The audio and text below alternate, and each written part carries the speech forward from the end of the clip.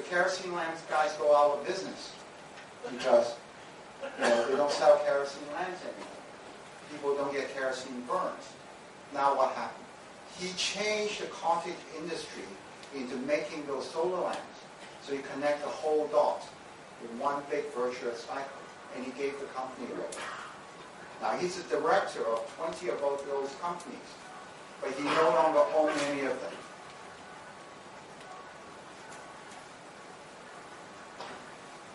Technology. What make a beautiful woman who worked for Accenture as a management consultant, gave all that up to go to India to ride elephants, and at the same time, Thomas, is that my backtrack for the video? At the same time, he created the Ability Award. Caroline Casey, another Ashoka Fellow. She's legally blind. She can't see anything beyond 5 inches. In fact, I have a hilarious story with her. She called me on the way to the at Hong Kong International Airport. She was so excited talking to 100 people at LMA. She completely missed the gate. She bumped into everything in sight, just talking about, I want to help Hong Kong entrepreneurs. What made her get up in the morning to say, hey, I want to give up the good life and I want to travel the world to do that? J.J. LaRue, a very good friend of mine, a well-known artist. Now someday I'll tell you her story. Her story is not about getting up to make the change and making a difference. Her story is never give up. She had 2 near fatal life experience that completely destroyed her career. She got up and do it over again. She's the official Antarctica photographer. She's documenting the change in Antarctica. She's documenting the plight of penguins. Hundreds of thousands are dying right now because of no food. Go to our website, you see a lot of that. When you see JJ in the morning, she's 64. She limped because of arthritis illness. But she'd go to Antarctica 3 times a year at 64 years old just to document that, using her own money. Now, to share with you, what about local? Now, I spoke at MED and I met Freddie last time, back in the summer. And everybody asked me and said, well, those are all Guaylo, right? How does that apply to us? It's a really good question because in Hong Kong, we look to the west, and we look to the Guaylo and say, they do it in Silicon Valley, they can do that. What about here? Interestingly enough, I found 2 entrepreneurs who was local, but yet Guaylo. I'm going to point out some Chinese ones in a minute. Sean Frame, this kid who graduated with a master's degree at MIT, okay, extremely brilliant engineer. What makes him get up in the morning to say, I want to invent a wind technology to help power Ghana and help power Nepal? Now, he invented this thing. One of the criticisms is he may not be able to commercialize it because he hasn't thought about it yet. But yet he has saved maybe hundreds of thousands of people's lives already by using that wind technology. And he's based in Hong Kong. He chose Hong Kong partly because his wife is Chinese. Gamma bullets. This is even more fascinating about passion. Now, I asked you whether you would do that and get up in the morning with the same passion. Gamma bullets, her face is not here. I couldn't find a picture of her, but this is a project of her. Gamma is a jazz singer based in New York. 9 years ago, she witnessed 9/11. She saw the plane crash into Tower 2. She's also a preschool teacher. The environment after the plane hit the Twin Towers were very different in New York.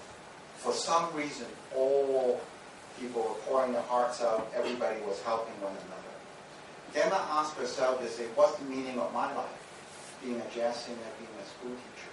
She sold her apartment, sold all her belongings, and traveled the world to bring clean water to some of the most impoverished countries in the world. And currently she has 60 projects ongoing. She has basically changed 125 people's lives. She's this year's World Economic Forum Young Entrepreneur of the Year.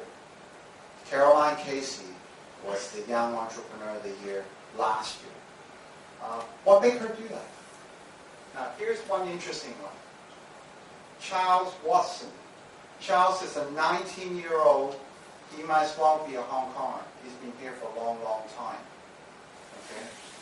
Now, one would argue whether he has succeeded. Charles is a 19 years old from Hong Kong International School.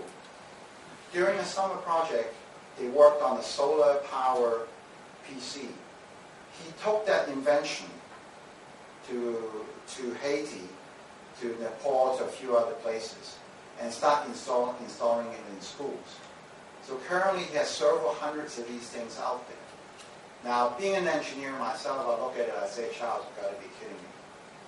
How are you going to miniaturize this? How are you going to scale this? He had not thought about that whatsoever.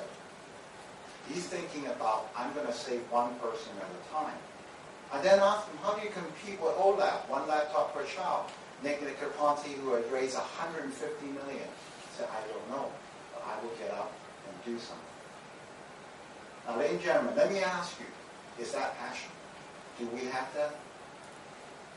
So when you guys are filling out the forms and developing the business plan, I urge you, use this platform not to write a business plan to win the competition.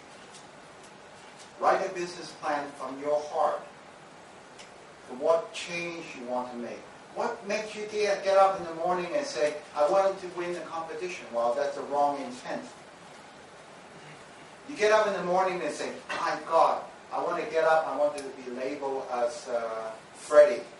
I want to be the winner of the award this year. That is the wrong intent. You get up in the morning, you see some social ills in Hong Kong. May it be environmental, may it be poverty, may it be old people like Timothy, whatever it is. No, old people that Timothy serves. That is the right intent. That's the right direction. Also, let me also share with you the reason why I say that in 10 years, there should not be a label called social entrepreneurs. Because I do believe companies who do not have a social conscience will not be around.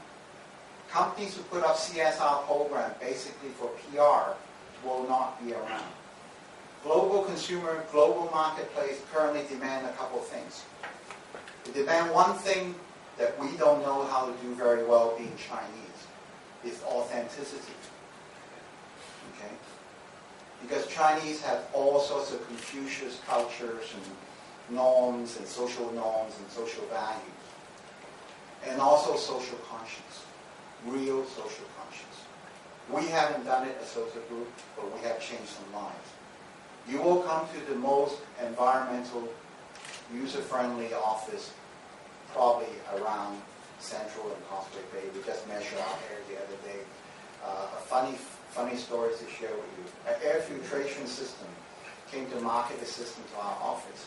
So they usually take around one of the meter, walk around and said, actually to Pam and to Annie and said, we'll show you that these dirt particles, these chemicals in the office is really damaging, so you need to buy our filtration system.